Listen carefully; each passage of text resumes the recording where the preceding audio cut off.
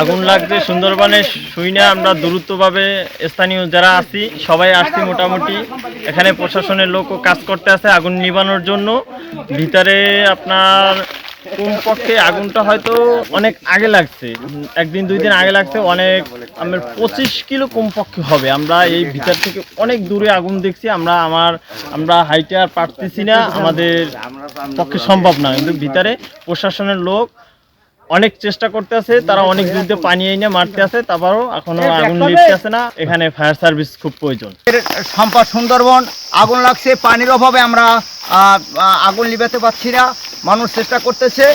এখন সন্ধ্যা হয়ে গেছে, যার কারণে এখন ফায়ার সার্ভিস ঢুকতে পারতেছে না। তারা সরকারি কর্মকর্তা যারা আছে তারা চেষ্টা করতেছে, মাননীয় আমাদের চেয়ারম্যান সাহেব তিনিও অত্যন্ত চেষ্টা করতেছে। 3টের সময় ঢুকছে, তিনি খানা পিনা খায় নাই এবং অনেক কষ্ট করতেছে সাধারণ আমাদের এলাকার জনগণ।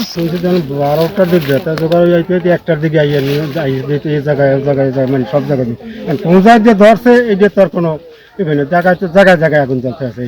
আমরা তো পানি প্রচুর বনে হেঁটে টানতে আছে, ওই ড্রেন দিয়ে অল্প অল্প পানি আছে, কিনছিত নিজেই সেই পানি ডুয়াই নিয়ে মানি যে আগুন ধরিয়ে হয়ে যায় অল্প অল্প। কিন্তু ফায়ার সার্ভিস ছাড়া তো এত বহুত এরিয়া লইয়া আমরা এখানে বিটিএটি সদস্য আমাকে এই আমরবন্দি টল ফাইল 7 জন, আর ওই গলজিখালি আছে 7 জন, 14 জন আমরা।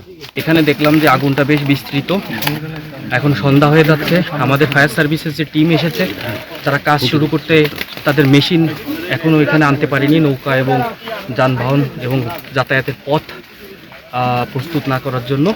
তো আমরা সর্বোচ্চ এফোর্ট দিচ্ছি যাতে দ্রুত আগুন নিয়ন্ত্রণ করা যায়।